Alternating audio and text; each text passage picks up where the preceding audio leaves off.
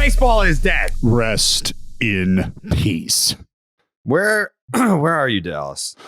I'm home. I'm in Stockton, California. That's not home. Yeah, it's home 2.0. It's home. That's not home. It's home. It's where the heart you lies. Left. You left. You made a big stink about it. You were like, "Fuck Stockton." No. And then I just left in the night. I left like the Cleveland Browns did. Just fucking You gone. left for the burbs. I was here, then I wasn't. Mm-hmm. House still here. House still standing. People. The fucking soup was still warm on the stove, Jared. Yeah. Gone. Yeah. I guess for this episode, there's 3 different places we can start. I know where I want to lead off. The next 2, we could go in either direction. There's one topic where we have to start here. Topics number 2 and 3, we could go the negative route or we could go the positive route. So we'll decide once we get there. But first, Jayhay, you did say something on the last episode about by the time we record again, there will be a better catch than Hunter Renfroe's catch. You've got options. The Bay catch, which I saw live in person, that was a great catch. I mean, so here's my question to you as a baseball guy. Like the optics of it, it looks like a great catch, but do you reward a bad route to a ball just because he completed his shitty route and made the catch? Well, time out. Is it a bad route? Is it a bad route, or is it him adjusting in a very, very difficult sky? It's beyond twilight. It's nighttime. What? Yeah, you're coming in hot.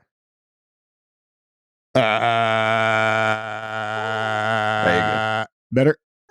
All right. Yeah. So it's nighttime.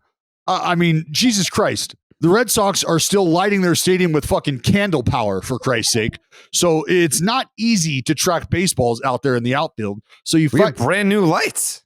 No, you got LED fucking scoreboard lights or whatever the fuck in the house, right? It's the same, brand new. It's the same lights. That's for celebration purposes. Yeah, but they're brand new lights. You're missing the whole point where they don't come on until something cool happens. No. I thought the whole light. I thought the new lights were just the new what I mean, dude. Like, they're the fucking. They're the whole. No. So the lights in the standard up top. Yes. Well, they're still farther away from the baseball surface than any other place in the league, so that's a problem too. Okay. Well, I did notice that with the new lights, which is a big topic of conversation here in Boston, is there are areas of the ballpark that look darker. Fuck yeah. Like in the crowd, like the upper decks are darker. Did you notice that, Jake? Like even in like the bleachers, it like looks darker in the bleachers. Yeah, I saw that too. Well, you got to think like with the wall, especially in left field where those lights are coming from, like there's just going to be a mild bit of a shadow cast right up against the wall as well. Well, the towers didn't move. Like the light standards are the same. It's just they replaced the bulbs with LEDs. Like I don't know why it would be different, but the lights are in the same spot they've been for 100 years. Yeah, well, no, I'm saying the illumin, the lumen and the power, like how LED lights shine or whatever, different than a standard bulb. Yeah, it's just funny that they took them this long to get LED lights. No, like what kind of lights are they using last year? Not every team has them. I think Fenway's always been like a weird lighting. When you watch on TV, I've never been. Always. It's like weirdly dark. It's like yellow. Yeah, it's dark, dude. It's dark. All right, this is not. I feel like Hunter Renfroe's catch turning into Fenway slander is crazy. Yeah, we're getting way too in depth on the specs of Fenway Park and way too far away from the initial point, which was that I was correct. Right. Right. The A's suck. So Bay's catch, Bobby Witt's catch, I would put definitively ahead of Hunter Renfroe's. I think Jake McCarthy's catch is probably in the same ballpark. So we had I just want to say shout out to the Baseball is Dead crew, the listeners, because you guys really had my back and I appreciate that. I was watching, but if I had missed all of the great catches, you would have let me know. So I believe the prediction was by next Monday. Turns out it was by Wednesday. No big deal. I still, if I were to power rank them, I would still have Hunter Renfroe's catch above the Bobby Witt catch. What? It was a nice running catch. Like fucking the over fact the that shoulder layout is a fucking Hunter nice Renfroe was catch. looking in the fucking bleachers and caught the ball. Oh, and what are you talking 2 about? minutes ago, you wanted to bang a guy for a bad route. Hunter Renfroe can't locate the fucking baseball, and we're still going to give him the fucking ribbon. Did I say that I put Bay's catch above or below Hunter Renfroe? I didn't. I said it was a better catch. About Bobby Witt Jr. playing the most premium defensive position on the fucking field, turning around, retreating, laying out over his shoulder and catching that baseball. And Hunter Renfroe had a fucking bad Wi-Fi signal on his fucking Magellan route. And then fucking, No. it was great. It was great, but it wasn't fucking Bobby Witt Jr. It was a nice catch by Bobby. We're Witt Jr. talking about the best catch, not the best route. The best catch. That's part of it. That's part of it. No, Like no, you no, can make a catch no. look more difficult than it needs to be. Oh, for Catch sure. the That's why catch. JD Drew didn't get any love. Whoa. Wow. JD Drew didn't get any love in Boston because he just made every catch look easy because he was an elite right fielder. Well, that The might be a balls better that Trot play. Nixon had to dive for, JD Drew was camped under. Yeah, that was great. He's a better place. He's got no grit and balls. He's not laying out for Yeah, balls in the right field. metrics- Because he didn't metrics have show. to. Metrics. Yeah, defensive we're talking about best catch, not the best play. The Whatever, best dude. catch. Yeah, no. It's fine. Hunter all right, Renfroe's number fine. one. Best Hunter catch. Renfroe is number one. The fuck out of here. The wow factor of Hunter Renfroe's catch far exceeds those other catches. Yeah, but it was wow. Like, holy shit, he actually caught that. Like, Yeah. based on what we saw and the physical position he had put himself in, that wasn't supposed to happen. Those are different than, oh my God, did Bay just fucking damn near climb the fucking monster in left field? That was outrageous. Amazing play. It was a great play. Great catch too, but not the best catch. Not the best. This is very subjective, but part of what I love about a catch is like feeling like the guy's got a beat on the ball and like being like, he can get to it, he might get it, and then he died. Like, that's why the Bobby Witt thing, that's why the Bay catches were visually appealing to me, is because you feel like he's going to lay out for this. Like the timing is working here. Whereas Renfroe's, like, again, I'm not saying it's a bad catch, but it was more like, oh shit. Like he actually fucking caught that ball. You're reacting like it wasn't the like skill in the exact moment in the pursuit to the ball that wowed you. It was the skill that it takes to be able to just throw a fucking glove out at something and catch it. Like, you're like, oh shit, Yeah. we caught that. Yeah. I'm just going because I saw the Bay catch live and I saw the Renfroe catch live. So I'm going based off like, what was the shock factor in the moment where I'm watching a baseball game and that actually just happened? And I think I was more shocked that Renfroe caught it because I guess the difference with the Bay catch is that there's that moment of, well, wait a second, like let's see the replay. Did that bang off the wall and go into his glove? Like you don't know, Right. But it was pretty indisputable that Renfroe made the catch. Well, yeah, and watching the Renfroe catch live, my initial thought was not, oh wow, that was an incredible play. That was it. My initial thought was that lucky son of a bitch. Yeah. Because we're still running if he doesn't fucking catch that. Yeah, that's fair. So I don't know. I mean, it's good to have candidates. It's good to have candidates. Maybe we'll put out a poll on the Baseball's Dead Twitter, and we'll let the people decide what has been the best catch of the season so far. Oh, baby. So that Jayhay can take his victory lap with official data. Love that. I don't want recency bias either. None of that bullshit, because I know that there's going to be recency bias in play. The Renfroe catch was one of the best catches of the decade. The decade. Fuck out of here. They're going to be showing that in Angels packet promo packages. Yeah, that's going to make the Angels pregame reel right there for sure. Yeah. Mm-hmm. It is. All right, so we can go. Do you want to go left or do you want to go right? There's a negative way we can go and there's a positive way we can go. Which way are we going? Let's go left. Let's go left. A lot of positivity. So you want to go on the left. positive. Sandy Yes. Alcántara. Oh, Carrabis. CG shut piece in under 2 hours. That is the take-home message. Yesterday, I did an interview and I was asked for an egregious overreaction to what we've seen in the first week of baseball. And I said, Yeah. all right, egregious overreaction, we're going to see a baseball game played in an hour and a half at some point in time this season, is what I said. And fucking 24 hours later, we get our first sub 2 hour game. Now, I don't realistically think we're going to play a ball game in an hour and a half, but Sandy Alcántara's outing would have been very, very similar, minus the pitch clock as well, because he was out there shoving it directly up the fish's ass. Directly up. Wait. Or the Mets' ass. sorry, the other team. He's shoving it up his teammates' asses. No, I think that's a good way to put it, though. Just not, you know what I mean? Like, that should be a new phrase. Shoving it up the fish's ass. Doesn't have anything to do with the Marlins. Just anytime a pitcher just, works quick and just throws fastballs right in the middle, right up the fish's ass, baby. I like it, Joe. I like it. That's when you got your A stuff. But that was like that's the kind of outing. That's what makes dudes like that and performances like that so special, or at least so like super exciting in years past, because that typically you got a 2 hour, 40-minute, 3 hour piece ahead of you. And when you see a dude carve his way through a lineup like that and make light work of a team, that's fucking impressive. Yeah. Who was it? Was it Roflo on MLB Network? Because when you call it a Maddox, it's a complete game shutout in under 100 pitches. Yeah. But he threw the caveat of under 2 hours. I was like, I think you made that up. Like, that's not part of it. There's that's not part of it. It's just the pitches. No, just the pitches. Under 100 pitches. Yeah. Under 100 is a Maddox. Yeah.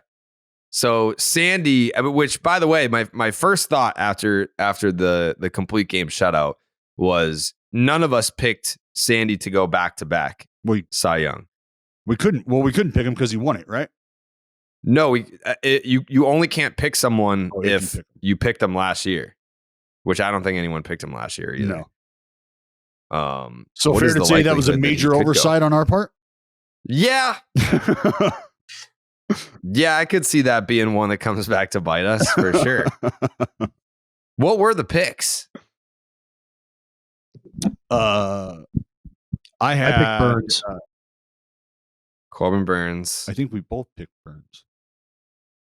No. Who did I? I don't know who you had. How do you not remember? Sandy. Oh, I said Verlander. That's who I said. Yeah. Terrible. I had Verlander winning the NL Cy, becoming the 7th player to win the AL and NL Cy Young. He better hurry the fuck up. That was instantly derailed. That's fucking done. That ship is sailed. Yeah. Yeah, that was not a good pick. Yeah, it was a great pick until he fucking came up lame. Immediately. Fuck. Like right after you picked right, him. I mean, it was like, oh. Yeah, no, IL, I'm done. Yeah. Yeah. Fuck. Speaking of the Mets, though. Meet the Mets. The Milwaukee Brewers. Welcome the Mets to town and blow their fucking doors off 19-0. 19-0 in 2 games. Max Scherzer gives up not 1, not 2, but 3 home runs in a row. And listen, Jayhay's actually got some interesting numbers on Max Scherzer. Not that I love Max Scherzer. Not to celebrate the downfall of a man who is it looks like Father Time has come from Max Scherzer. But what are those numbers and what's the range here? Is it last 10 starts? So I looked at his last 4, which goes back to obviously a small sample, but it goes back to his final regular season start of last year, his postseason start of last year, and then his first 2 starts this year. And sometimes, I'm big on the advanced stats and I'll bring them when they're necessary. But to me, the one that stands out here is that he's allowed 10 home runs in his last 4 starts, covering just over 21 innings. That's not, we know that even for a great pitcher, Scherzer at his worst is a little bit homer prone. We've seen that before, even in his best seasons. In fact, that was the entire problem basically with his 2020 was that he allowed a few too many home runs in that short sample. But the Father Time thing, I think, is real because he's not going as deep into games either. And the 10 home runs and 19 earned runs in 21 2/3 innings over his last 4 starts, to me, it's a thing. It's a thing, and their entire pitching staff is built on the backs of 2 all-time greats. But one of them just allowed home runs in 3 consecutive plate appearances, and the other one's on the shelf for TBD amount of time. So I think, the concerns about the Mets are rearing their heads, and I have concerns about Scherzer, even though that might sound stupid in 3 weeks for saying that. So I'll ask you this, Dallas. I know that you were not a hitter in the big leagues, but you can probably speak to this better than we could. I saw like a heat map of Max Scherzer's release points. Mhm. And for each pitch, there is essentially a bubble for each pitch. Uh-huh. And there is this idea that he might be tipping his pitches based on his release point.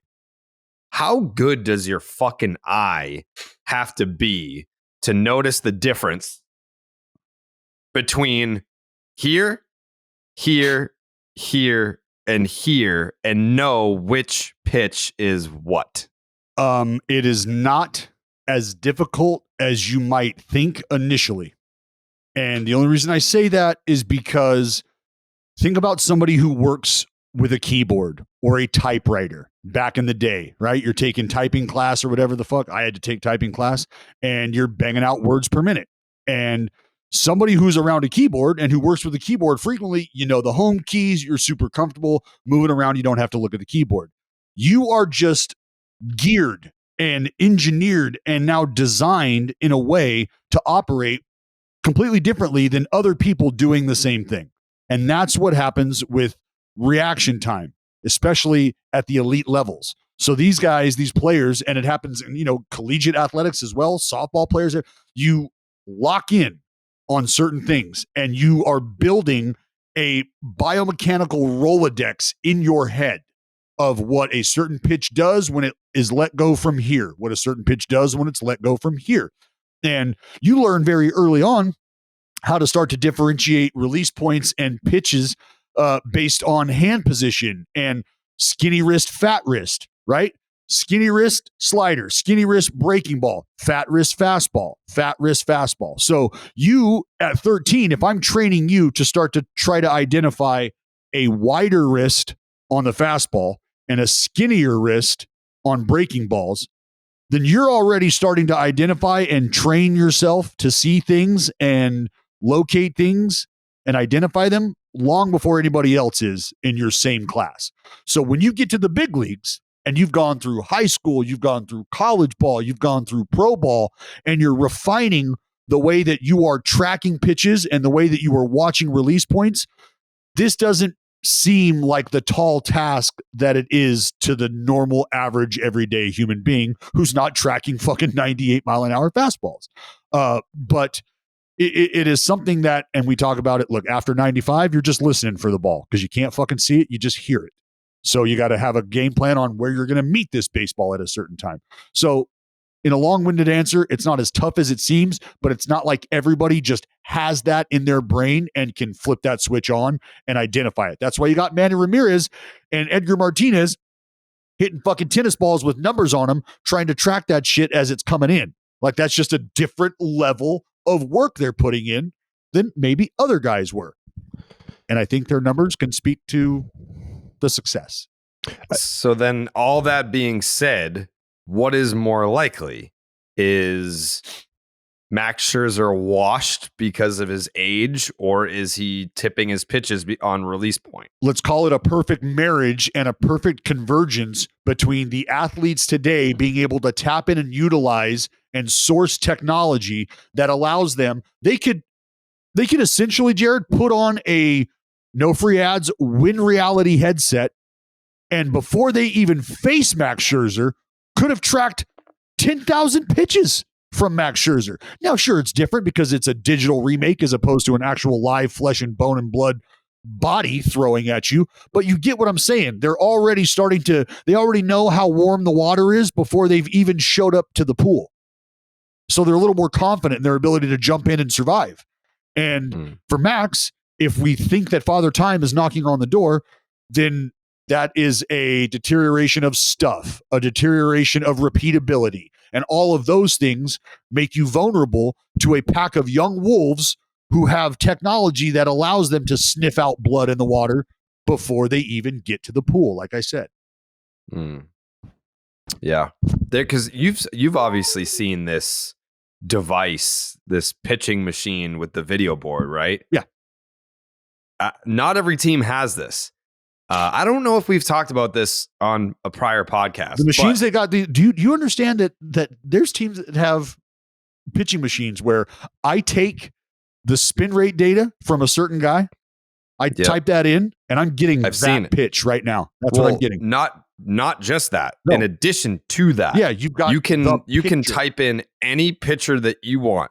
You have their spin rate data, you have their release point, and then you're looking at a video board where the hole that the ball comes out of moves along the video board, so that if you're facing Max Scherzer, now it's out here because he's more he's more like closer to 180 degrees. And then if you're facing a more 90-degree angle guy, you can move the ball, like you can move the hole that the ball comes out of. But then you're seeing a video of the pitcher's mechanic delivery, so you can time the tempo, you can see the release point, and then you're getting the exact spin rate data and velocity that you would get from facing this guy. Like, those machines exist, and only a handful of teams have this, but I did see it, and it is fucking nuts. You want to know what it's like when like FPS game, like first person shooter games came out? There's a game called Battlefield, and obviously played on a TV screen. Well, they built a fucking system that you can walk in on, and they do military training on these things now. So imagine super baked 2:30 in the morning, just laying on your couch, wheeling your guy around, having fun, shooting shit, blowing shit up. No big deal, right? That's cool. But now imagine walking into a room where you walk on a platform, you get strapped in on a harness. It's got a fucking treadmill underneath you. You put on the goggles, and now you want your guy to walk? You better walk your ass on that treadmill. You want your guy to run? You better run your ass on that treadmill. You want your guy to duck and not get his fucking wig split? You better fucking duck. So a completely immersed experience. And that's what watching video in the computer room used to be. Now you're going to go into the computer and play with the software. You're not just going to look at the screen. You're going to be a part of the fucking programming now. Have you seen this, Jayhay? The pitching machine that I'm talking about? Yeah. So I got to see Eduardo Perez get in there. Oh, really?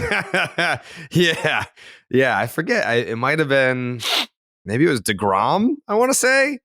But yeah, he got in there and he was tracking DeGrom, and he was blown away seeing it live in person. It's fascinating. I don't know that many people have seen this, but yeah, it's not even something that teams can own. Like, teams have to essentially rent this. They pay the company to come in, set it up, and then you pay essentially a rental fee to have this in your facility, whether it's spring training. Some teams have it in their tunnels at their ballparks, but there are not many teams that do have it, and I can see how valuable this would be to have in your imagine tunnel. Imagine you get a player, imagine you get a fringe player from an organization that doesn't have this, and you introduce him to this, and now all of a sudden it's like the gap between him being a guy you were going after and a guy that you were just kind of like, oh, I know who he is, marginal, whatever, could very literally be the reps. The reps, just you being able to track and start to get a feel for what you're seeing on a consistent basis. And then that guy ends up going to an organization who doesn't have that or doesn't value that. And it's essentially like going from running water at the touch of a button to you got to walk up that fucking hill and dip your pail in the well and lug it down. And it's like, fuck, man, this was completely different. I'm a different person with this. It's like how teams used to skip like their best starters against teams within their division during spring training. Mm-hmm. It's like, oh, we're saving this guy for the season. Like, we don't want you to see him too much. It's like, well, guess what? I just saw fucking 300 pitches from this guy last night in my living room. And you know what's fucked up about that is So they used to do, I did that a lot. I would go over to the minor league side. If we're playing the Angels, go over to the minor league side. But you know what they would do is they'd send fucking Mike Napoli, Howie Kendrick, and Sean Pickens over to the fucking minor league side. So every fucking at bat for my 5 innings of work that I was supposed to be getting against not them is fucking them every fucking inning. So you're doing yourself no fucking favors. God damn it. Just to go back to Scherzer specifically for a second, so I was looking at, again, we're talking about a total of 82 pitches with his four-seamer, so I want listeners to keep that in mind. But in 2021, batters hit 193 off his four-seamer. They hit 212 last season, and through 2 starts, batters are 9 of 18 against his four-seamer. That's 500, quick math. 5, and it's not just harmless singles either. 5 singles, but 3 doubles and a home run as well. So again, very, very early, but you know, that pitch has also lost about 1.5 miles in velocity since 2020. So, which again is expected, like as you get older, but 93.3 is again, and it's April, so I know velocity increases, all those caveats. 93.3 on his four-seamer. Batters are hitting 500 off of it so far this season, and it was 94.7 as recently as 2020. So to the point of stuff deteriorating and these guys, the DNA of today's player being such that they're geared to hit that heater up top even more so. If you've got a fastball that's waning against a group of people who have been working really hard on getting to those fastballs up there, that could be a bad recipe. But what Jayhay said, because I listened to Max talk about it, and I said something out loud as soon as he was asked the question, and then he fucking repeated exactly what I just said. And I was like, sometimes it's just that easy to explain, and you sound like an ass saying it, but it can be very real. And Jay kind of touched on it. It's April, and Max said, it's the fucking big leagues. You make a mistake 3 times in a row, this is what's supposed to happen. They're supposed to do shit like that when you make a mistake 3 times in a row. So I said, it's the big leagues. And he said, look, it's the big leagues. You make a mistake, you get hurt. And I was like, fucking thank you. Like, but there is a worry to an extent I get, but he's also trying to, you know, that's essentially his Brett Favre comment. Like, hey, calm down. I'm still Max Scherzer. Let's revisit this if I'm fucking 92 and backing up third all fucking day in July. All right. Then we can talk. But right now, let's fucking come on. Yeah. The baseball season is in full swing. Whether you're rooting for the home team or betting on your favorite player, DraftKings Sportsbook has you covered for all this season's action. Right now, new customers can place a $5 pregame moneyline bet and get $150 in bonus bets if your team wins. Plus, everyone can hit one out of the park with DraftKings same-game parlays. Combine multiple bets in a single game for a shot at an even bigger payout. If you were throwing some hard-earned money on the Pittsburgh Pirates this past week, you are in the green. Yes, sir. Reynolds, and pretty much you could take any type of total base bet with Brian Reynolds. And it is going to be cashing all day long. Join the big league action now on DraftKings Sportsbook. Download the app. Sign up with the promo code Jared, Jared. New customers can bet just $5 on any pregame money line and get $150 in bonus bets if their team wins. Only at the DraftKings Sportsbook with promo code Jared. Minimum age and eligibility restrictions apply. See the show notes for details. Yeah, that's been tough, Dallas. Yeah, I mean, it's been a tough series for the Sox. But you know what? I commend you because you texted me. You texted me last night right after the score went final, and you were like, "All right, per the bet we made, whose jersey do you want now?" And I thought that was nice of you. I thought because there's been times where we've talked about the integrity kind of lacking on the pod and whether or not you're going to own up and pay up. And I finally got the O'Neal Cruz jersey, which was cool. But for you and I, we did because you haven't even worn it on the fucking podcast yet. Well, I can't come out of the gate with a fucking Pirates jersey on. I work for the Oakland Athletics, Jared. I got to pick a spot. But you don't work for the Oakland Athletics on this podcast. I'm not saying we're in the Oakland A's broadcast. That's a fair point. That's a fair point. But I knew what I was going to do is I was strategizing because since you and I came to terms on the bet last night, where if my team wins the series, we came to terms on the bet after I lost. You'll buy me a jersey of another player. So I'm going to ask for the Brian Reynolds jersey now. Okay, but are you confident that that's still going to be a thing by next year? What, that Brian Reynolds is going to be a Pirate? I mean, buddy, we're We're changing the climate here. Don't shake your fucking head, Justin Havens. Don't you shake your fucking head. Hey. I hope for Brian Reynolds' sake he's not there. It may have been stormy seas early. Oh. Hey, you don't like it, Swab? Grab a fucking mop and bucket and hit the deck, pal. All right? Because I'm here to fucking tell you right now. It's a new dawn. It's a new day on the Buccos radar. And Brian Reynolds is in the middle of that. Well, you got something to say? Let me hear. Yeah, let me fucking tell you something. If this was a real pirate ship, it would be at the bottom of the fucking ocean already. You'd be talking about Davy Jones's locker and shit like that. No. Henry Davis's locker. We're just easing out of port, Jayhay. We're just easing out of port right now. Bring back Clint. Bring back Clint. That's right. The Buccos wave is coming, buddy. It's fucking coming. You just better hide and seek shelter when that wave comes crashing. James Cameron's going to do a documentary about the pirate ship resting on the bottom of the ocean. Oh, this is making me feel worse about my team. Because they're the ones getting fucking smacked up by the Buccos. What the fuck's going on? Listen, I was in the booth the other night. Yeah, that was, And, I mean, you got to learn too. Come on. You got to learn, dude. Come on. Listen, I've been in the booth for a big league broadcast for 6 outs. I've seen 4 homers for the other guys. Yeah. 6 outs. 6 outs, 4 homers. Nesson, if you're listening, do yourself a favor. Do the fucking Put me in fans the a bottom favor. half. Put me in the bottom half. This Stop fucking- setting me up for failure. This guy out of the fucking bottom. What do you mean failure?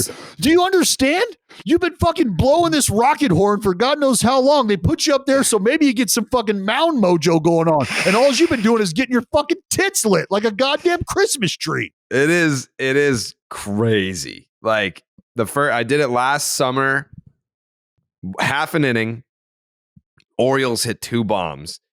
And I was like, thank God this happened in September because like no one's watching. No this one will fucking team. remember last this. place, whatever. Yeah. Then I go back on Monday and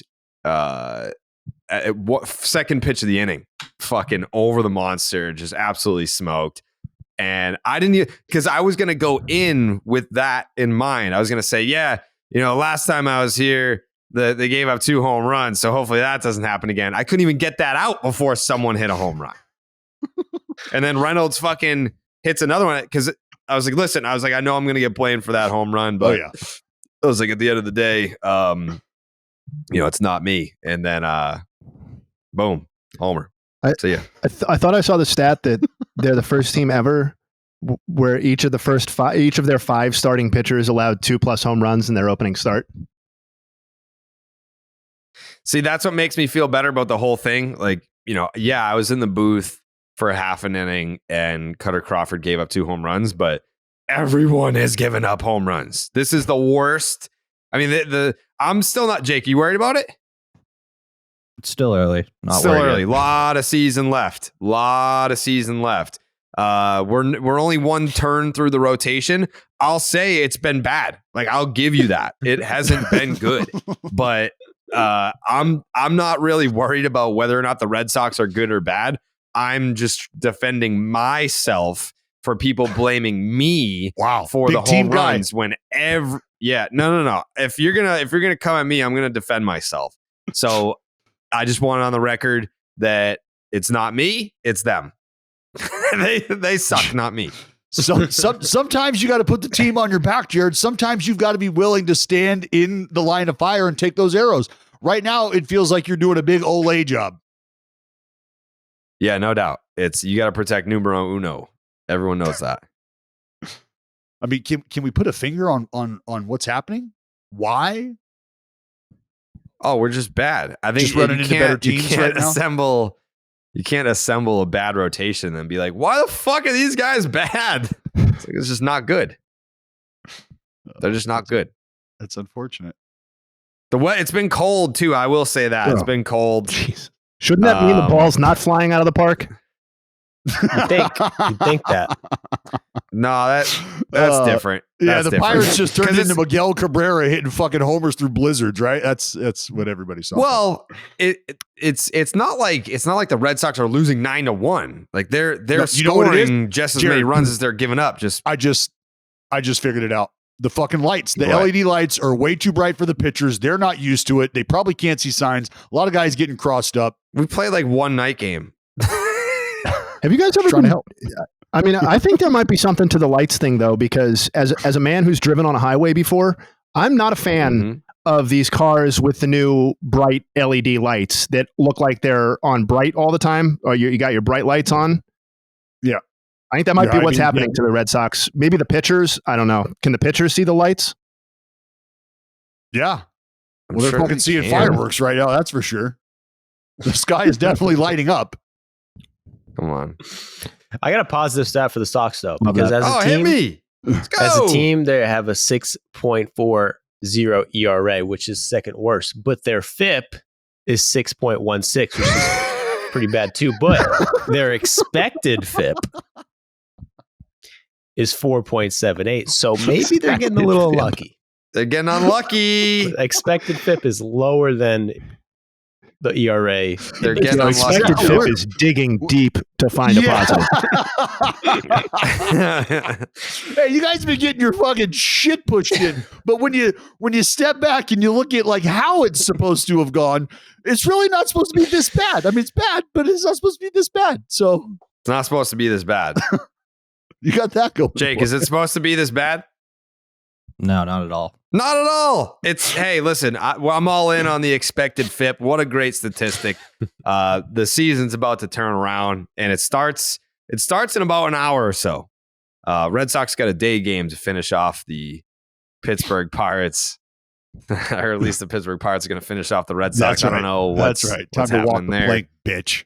Yeah. But another big thing that's happening today, we have a highly anticipated big league debut sticking in the American League East. The Orioles are calling up Grayson Rodriguez. How about it? How MLB's number 7 ranked prospect. I believe he's the number 1 ranked pitching prospect, right? He's got to be. Yes, I think so. He's huge. He's like 6'4", 230. He's a Texan making his big league debut in Texas against the Rangers. This is going to be a guy. And if you're the Baltimore Orioles, or you're a Baltimore Orioles fan, I should say, you watched your team arrive early last year. You watched your team excite the fan base last year. A lot of that excitement, I don't want to say it fizzled out, but it was kind of, you guys got blue-balled a little bit, where you're showing ownership, hey, we're worthy of reinforcements. Send us some help. Let's stick a rocket ship up our ass and show the AL East that we're ready to contend right now. They didn't do that. I mean, Cole Irvin, all due respect to Cole Irvin, that's not the reinforcements that I was looking for. I was looking for a Michael Wacha, maybe. Something to make a little bit of a tiny splash. Not looking for the Xander Bogarts of the world, or waiting for Manny Machado to maybe hit free agency and spending $300 million on him. Not anything like that. Back in the day when they were in the Mark Teixeira sweepstakes, not something like that, but something. They didn't get it. It was a disappointing offseason for Birdland. But today, before you go throwing stones at Cole Irvin, what you need is a guy that can help stabilize shit. Out of everything I just said, you want to run to the defense of the former Oakland Athletic. This is about the Orioles. This is about Birdland. Listen, if you're going to have a place for a guy like Grayson Rodriguez to land, and you're going to have a place for him in this rotation, you've got to have somebody or other people there that are there to take the brunt of the workload. And that's why you identify a guy like Cole Irvin, because over the last 2 seasons, he's taken the ball each and every turn. Productivity aside, if you're going to have young guys in the rotation with an opportunity to try to learn and earn their way through and to and through the big leagues, you've got to have stabilizing forces. You have to have that. It just has to be that way. Otherwise, all the pressure now, the spotlight shines squarely on Grayson Rodriguez, and his production and his success now becomes directly tied to the team's future. And I get that to an extent, but you have to let these guys breathe. You have to. So while it might not have been a super sexy acquisition, it was a trend in the direction of we've got a foundation ahead of us that we're ready to lay down, but we need to make sure that we've got other things in place. I agree with both of you. I think Cole Irvin could have been part of the solution for the offseason. I was also disappointed at the lack of action because I think they're emerging, and they showed that last year. It's not like it's all theoretical. They were a very competitive team for like 75% of last season, and to have the offseason that they did, I thought was disappointing. And then, like, I know we're talking Grayson Rodriguez, but the John Angelos comments are just like, some of these ownerships can't even get out of their own way in terms of generating excitement for the foundations that they are attempting to lay. Like they're already kind of backing away from the possibility of an Adley Rutschman extension and saying that the team has to operate within the confines that it's in, and that they're going to model themselves after the Rays, Brewers, and Diamondbacks. Like, you're not them. Even if that, right. First of all, you are not them. Secondly, even if that is your plan, you are diffusing the excitement that is building up in Baltimore over Adley Rutschman and Grayson Rodriguez and DL Hall and Gunnar Henderson and all these other guys. It's like, we just saw the D-backs put Corbin Carroll put pen to paper on an extension, right? And they're already kind of backing away from the possibility of doing that with Adley. I'm going to watch Rodriguez. I just can't believe sometimes the way they can't get out of their own way with this stuff. Yeah, that's a bad vibe to have right now, knowing that you've got the future of your organization there and on its way, and you're already telling your fans, don't get terribly excited about this because we got to operate. And what the fuck? You know what's cool about him facing DeGrom too in his debut is that I think there's something very cool about having an elite pitching prospect immediately go up against kind of the gold standard of Major League Baseball, because you can kind of see how the stuff plays or doesn't play. Like, this is not a perfect apples to apples example, but I remember when Matt Harvey was ascending onto the scene, and it feels like a long time ago now, but when Matt Harvey was ascending, it might have been the most electric thing going on the pitching mound in Major League Baseball. And I went down to Citi Field and I watched Strasburg against Harvey. And I can still picture it. It was so clear how much Harvey's stuff was popping relative to Strasburg's. And I was like, holy shit, like, this is the real deal. And I'm just like, again, DeGrom's been around a lot longer than Strasburg had been at that time, but I'm just kind of interested to see how Grayson stuff plays visually next to DeGrom's. Yeah. Why did they put him in the minors for one start? Is there any logic in that? Because Bradish got hurt, so he's on the injured list. Oh yeah. They originally sent him down because they wanted him to work on his command and pitch efficiency. But so yeah, he went down for literally one start. So there's no guarantee that once Bradish comes back that Rodriguez will still be at the big league level. But I mean, Bradish is a take it or leave it guy for me. I mean, he had like a 5 ERA last year, a 1.5 whip. Like, that's not a dude where it's like, well, once we get Bradish back, now we're cooking with gas. Like, I would rather at this point, if you're looking at the top of the AL East, I'd rather figure out what I got here with Rodriguez. Why not? I mean, if you're actually trying to make the playoffs, he's definitely one of the 5 best starters. And if he's not, and that's a concern, if he's the number 1 pitching prospect, just who they have. They don't have much. Oh, wow. What? Tyler O'Neill got benched today. Yeah. Well, I was going to so if for those who are unaware, Tyler O'Neill, Carlos Marmol had a little exchange through the media. Tyler O'Neill thrown out at home plate. Carlos Marmol called into question the effort level from Tyler O'Neill. And I'm going to say this. If you go back and watch the video, there is a moment that is easily identifiable as watching a shift in His name is Oliver. effort. What's that? Or I said His name Carlos is Marmol. Yeah, I was going to say Carlos Marmol hasn't been the pitching fucking for a pitcher, little the bit. reliever for the Cubs. He was nasty, He though. was filthy. Yeah. So, like, aside from the play, my first question was, did Marmol take O'Neill into the video room and identify the moment that he felt things didn't go the way that they should have been going? Did that happen? If so, then the exchange probably doesn't happen. So I don't think that happened. I'd like to think that maybe that would happen at some point in time so the air is cleared.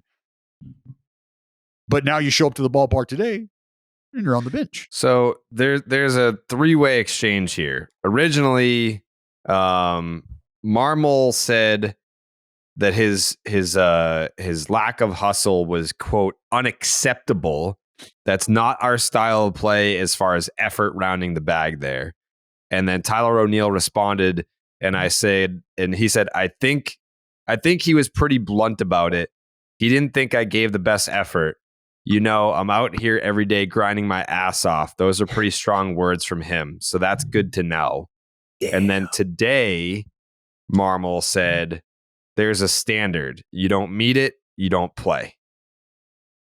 Damn, man. Straight up. And I'm telling you right now, if you go back and watch him rounding third base, there's a moment where you can see him running.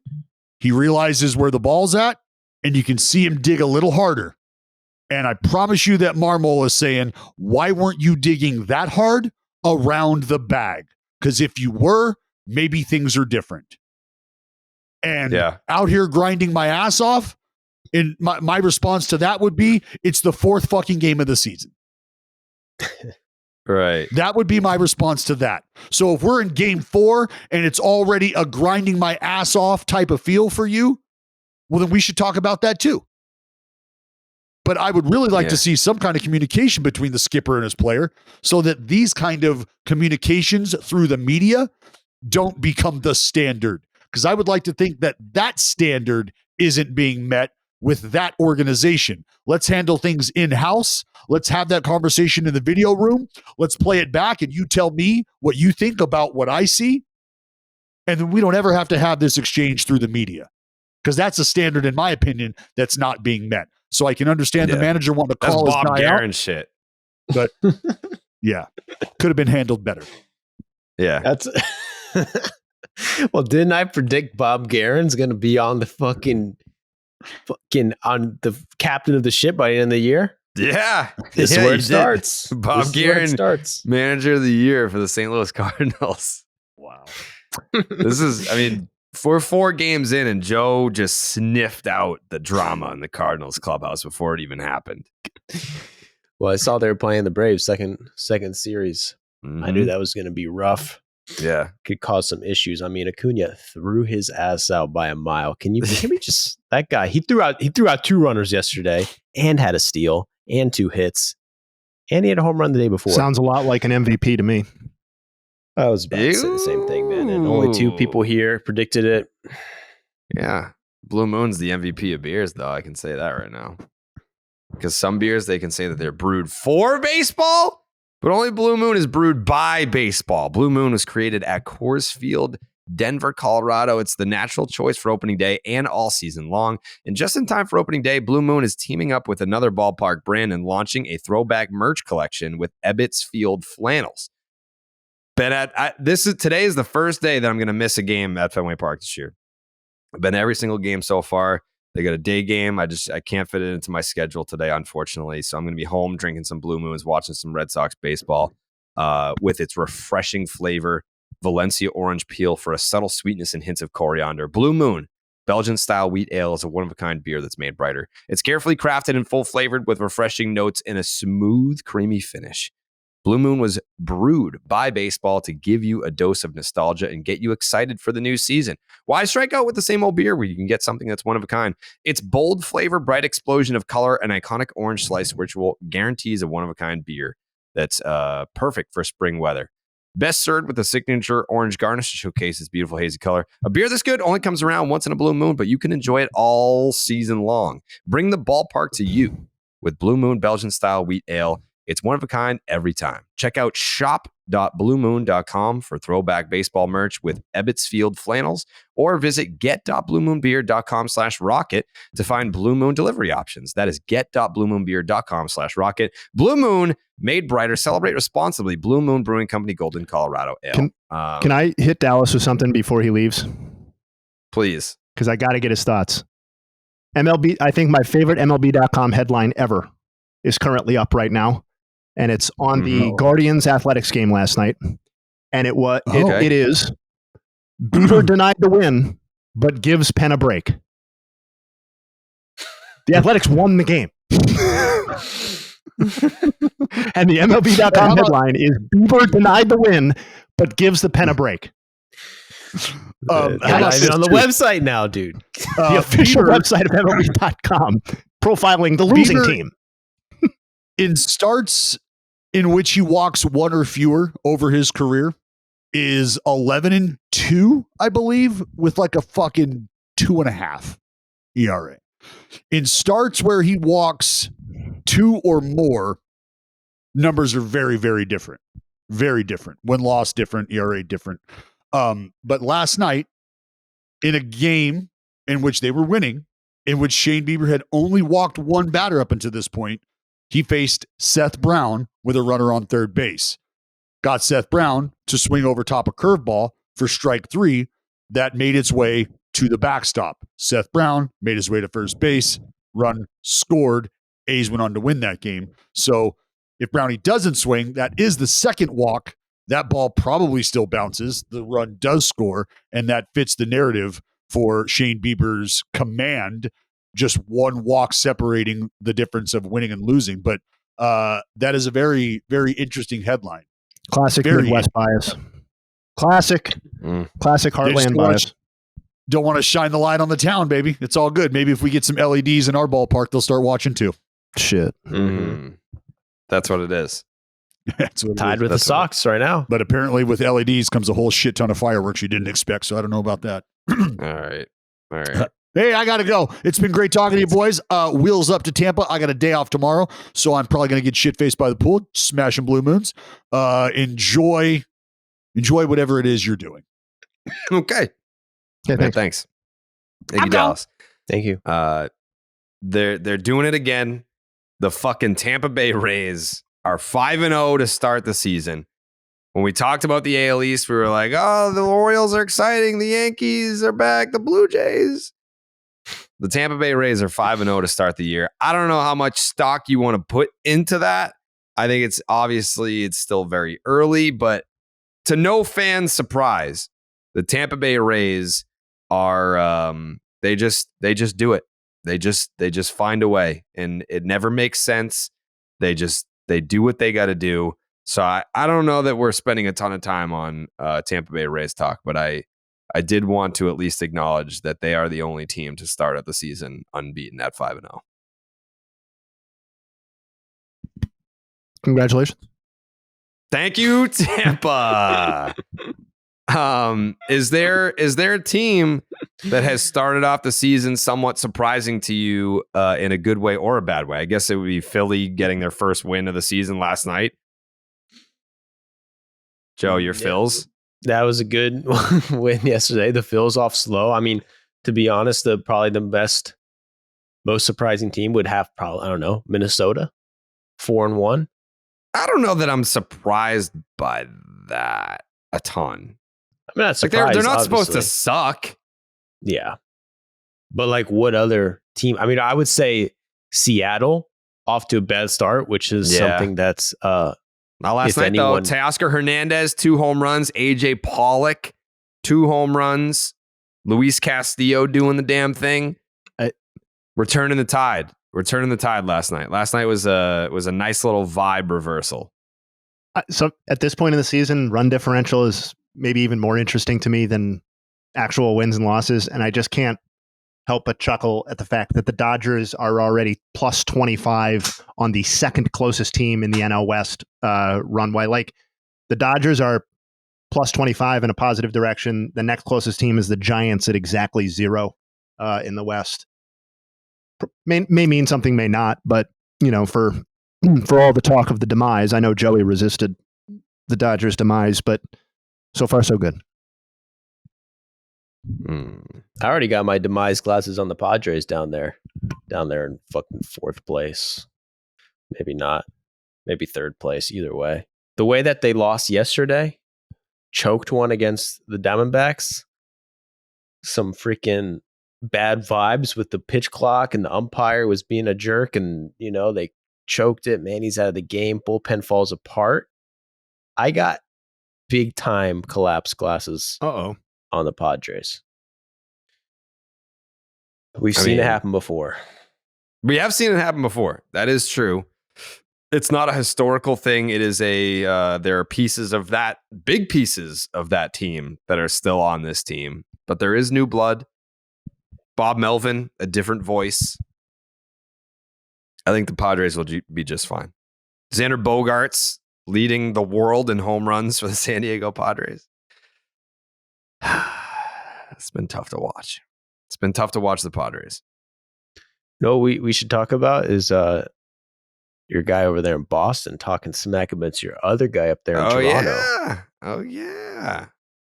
I did see that. Alex Verdugo had some words for Alek Manoa, which there's got to be something deeper there, because Verdugo wasn't even asked about Manoa. He just kind of pulled that one out of the clouds. So Verdugo said, if it's a genuine, and then we're talking about just guys celebrating, and he was more or less, I listened to the audio, and Verdugo was talking about celebrations in baseball and how when he gets a hit, he'll get on base and he'll point to his own dugout, or he'll hype up his dugout running down the line or something like that. So he said, if it's a genuine reaction and it's for the boys, not directed towards somebody, then yeah, it's fine.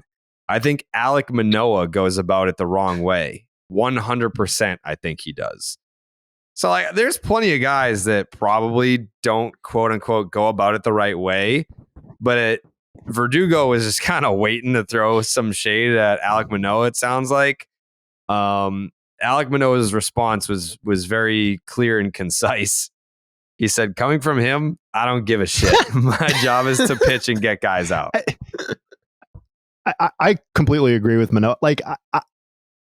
In my opinion, anybody who takes the perspective of trying to police celebrations, regardless of where they draw the line, is going to be on the butt end of that conversation.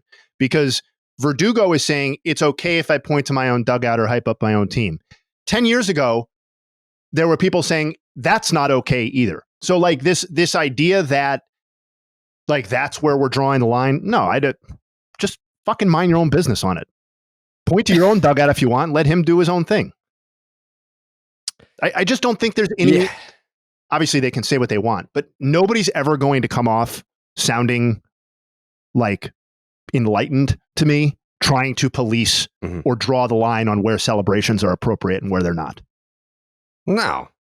And I think, so I will talk out of both sides of my mouth here.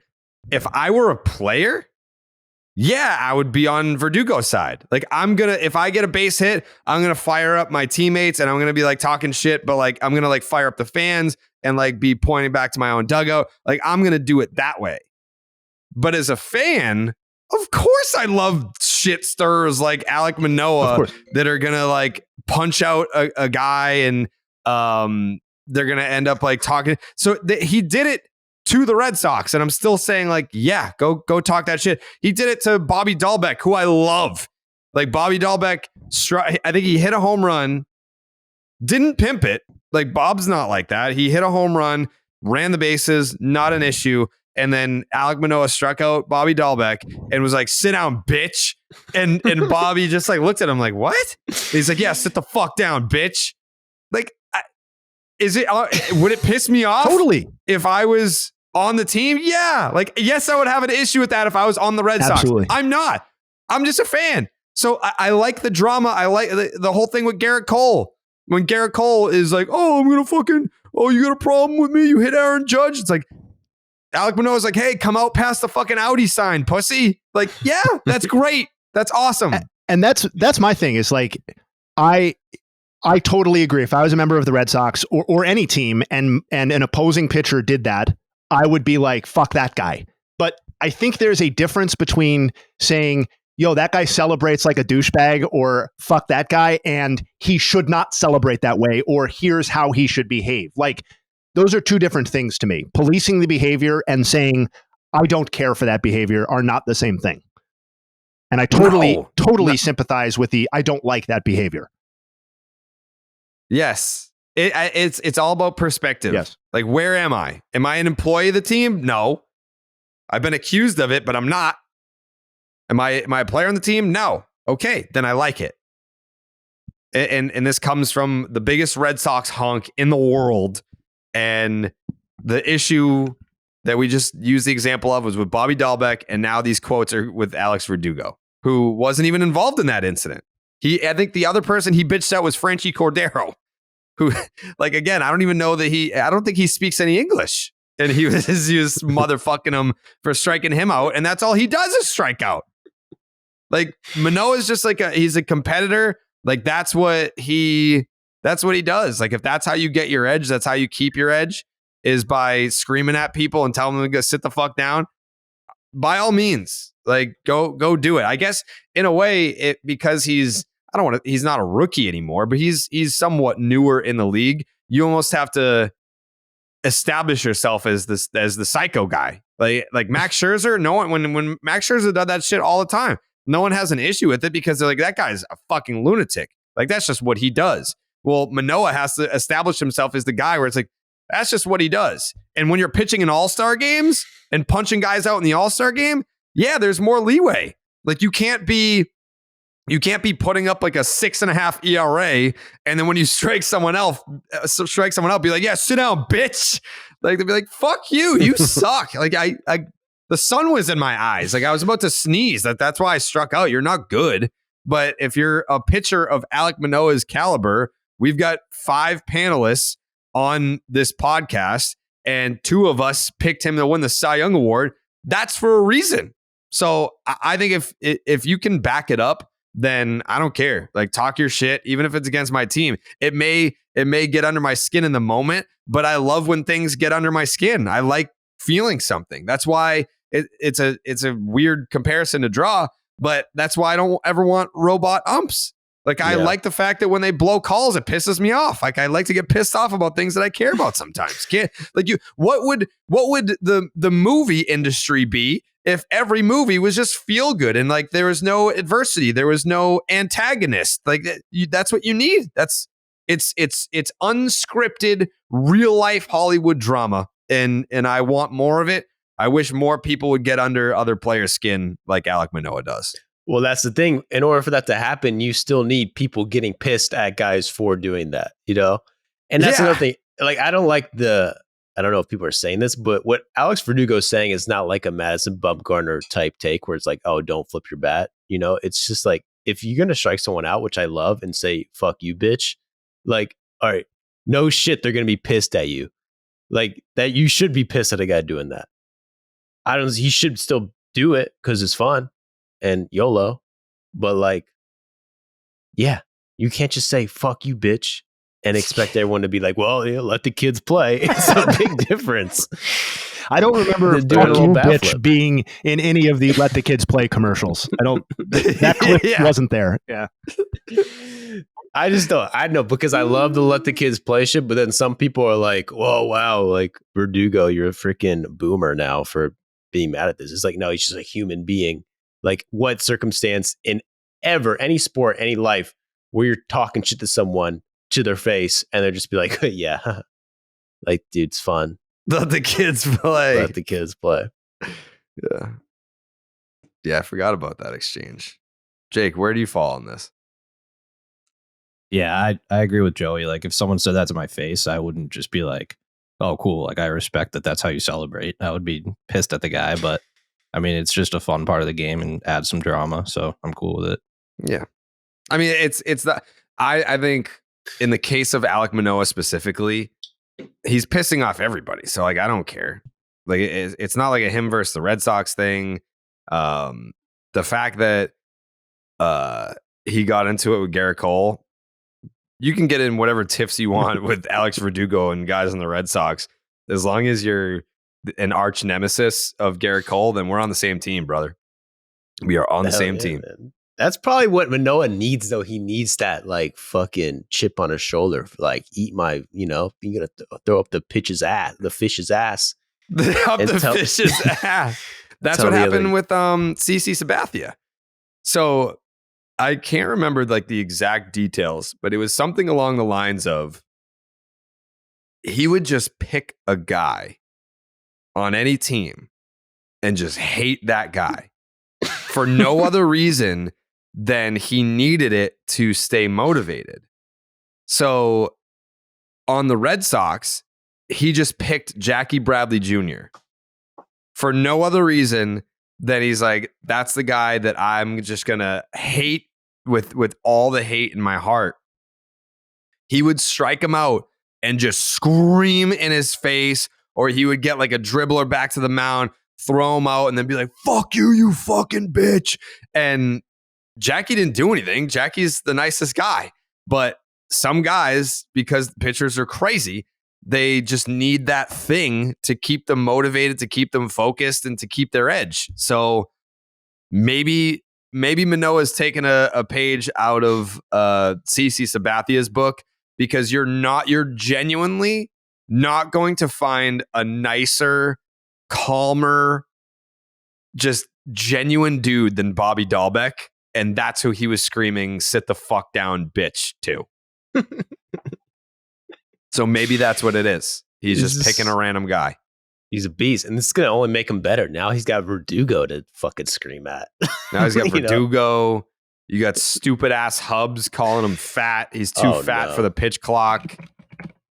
We're going to get Manoa on the podcast this year. I already put it out there on Twitter. His people reached out, and I told you I met him outside of Fenway last year. We bumped fists because I said fuck Garrett Cole to him, and he loved it. Like we're the mega powers of hating Garrett Cole. There's never been two greater forces to join up for one common goal of hating Garrett Cole. And Josh Donaldson did I don't know if he still does it, but he said that before games he does like a meditation practice where he sits by himself and just pictures the other team like stealing money from like his family. Like their motivation is to take food out of his family's mouth. They're trying to strike him out so he's broke and can't support his family, and just gets pissed off and then plays. I did not know that. He's a legitimate psychopath, Josh. How fucking dope is that, dude? I'm meditating. Back up. Josh is meditating, guys. He's just picturing a guy just coming in, sneaking into the pantry and just stealing all the freaking snacks. That's like one of my buddies was a security guard at TD Garden like 10, 15 years ago. And it was like his first week on the job. And he was like walking into the Celtics locker room, and all you could hear was just bang, bang, bang, bang. And he's like, what the fuck is that? So he goes in, and Kevin Garnett has a basketball, and he's just smashing it off his forehead repeatedly. And then like another guy comes over and like pushes him out. He's like, hey, you can't. He's like, don't go in there when he's doing that. And he's like, what are you talking about? He's like, yeah, that's just what he does before games. Like, I don't know. And then he does that when he goes out on the court. Like he would go out on the court and then go under the basket and smash his fucking head off the post. There's athletes are just different. Professional athletes at the highest level, we as common folk can't comprehend the places that athletes like that have to go mentally to be on top of their game. Like we have the benefit of just popping onto our laptops, firing up a microphone, and hitting record. And that's what we have to do to do this show. If you're going to be at the top of your game, playing against the best professional athletes to also play the same sport as you got to go to deep, dark places sometimes. To suggest that all I do to get ready for this podcast is plug in my microphone and I mean, sorry. That is true. That is an insult. Yeah, like I apologize. hours and hours of quiet contemplation. I apologize. That's okay. That is Yeah. Jayhay does do a lot of research. Fuck you, bitch. A lot of research. Yeah. I'm gonna start doing that. I'm gonna start doing the basketball trick before the pod. Yeah. Just before we get on, Joey's just smashing a basketball off his head. Crazy. Absolute insanity. Oh, boy. Listen, speaking of basketball, there is so much basketball to watch right now. It's crazy. And like a ball with a funky spin, it can be hard to get a handle on it all. Now you can stay on top of all the madness with the Xfinity 10G network. With Xfinity 10G, you can power an entire house full of devices with ultra low lag, so you and everyone else can stream every single game at the same time and never miss a shot. And if you're on the go, Xfinity will still be right there with the assist. With millions of Wi-Fi hotspots, hallelujah. Introducing the next generation 10G network only from Xfinity. The future starts now. Learn more at xfinity.com/10G. 10G. 10G. All right. We have any final thoughts before we get out of here? Again, we're doing 3 episodes a week. So if you've gotten to this point and you're looking at what, an hour podcast? No way. These guys are the 3-hour guys. During the season, we're trying to make more consumable content for you. So we're going to do 3 podcasts. We're going to do Monday, Wednesday, Thursday. The Monday episode is going to be a little bit meatier because we're going over the whole weekend. Wednesday, we're just, we're checking in. It's like, hey, middle of the week. What's been happening? What's going on? We got a big league call up today. That's awesome. One of the top prospects in baseball. Let's talk about it. Max Scherzer gave up 3 back-to-back home runs. Let's talk about it. Because by the time, if we had done an episode on Thursday, Max Scherzer giving up back-to-back home runs is not really newsworthy anymore. So we're kind of just checking in. Some shit. We're trying to get the in-between stories too. Get the big ones, get the in-between ones. That's what we're doing. So we'll be back tomorrow. Fucking tomorrow. Don't miss us. Jayhay, final thoughts? I'm glad we're back tomorrow because there are a lot of intriguing pitching matchups to me today. You got one of the best left-handers in baseball in Shane McClanahan against probably the worst left-hander in baseball in Patrick Corbin. You got Nola versus Cole. You got Pablo Lopez against Jesus Luzardo. Why is that interesting? Those are 2 of the largest velocity gainers from last season so far early in this year. That's about one of the best things that you could possibly have right now is a velocity that's ticked up by about 2 miles an hour, which is the case with both of those guys. Corbin Burns, we already talked about Grayson Rodriguez and DeGrom, and then of course you have Ohtani pitching as well. So I'm already excited for Thursday's pod. Let's go. Joseph? Yeah, a lot of shit going on today. And they're all day games, which is weird. But don't forget about Greinke tonight. But versus Manoa, that's a great matchup. That's a crazy matchup. Greinke Manoa will be good. Kind of 2 opposites. Except every pitcher is the opposite of Zach Greinke nowadays. But, what do you mean? I mean, he throws like 90 miles per hour. Yeah. And just fools people with the changeup that's faster than his fastball. So it's kind of hard to not be different than that. Yeah. Cole versus Nola will be exciting. That's coming up in about 40 minutes or so. Shohei Ohtani on the mound tonight against our Seattle Mariners, America's team. So we'll have a Shohei Ohtani start to discuss tomorrow, and then also Dylan Cease, who I don't even think that we have. Like it's insulting to have that. Too many people call him a dark horse for the Cy Young Award. He's amongst the favorites. I mean, I'm not going to say he's the favorite, but he's amongst the favorites. He's in the top 2%. So he's no longer the secret candidate. He's a strong candidate for Cy Young. Dylan Cease goes tonight against the Giants, Logan Webb. So that's 2 p.m. A lot of day games. Only day games. Latest start is 4:10 on the east side. All right. We'll be back tomorrow. Thanks for listening, and I'll see you there. We out.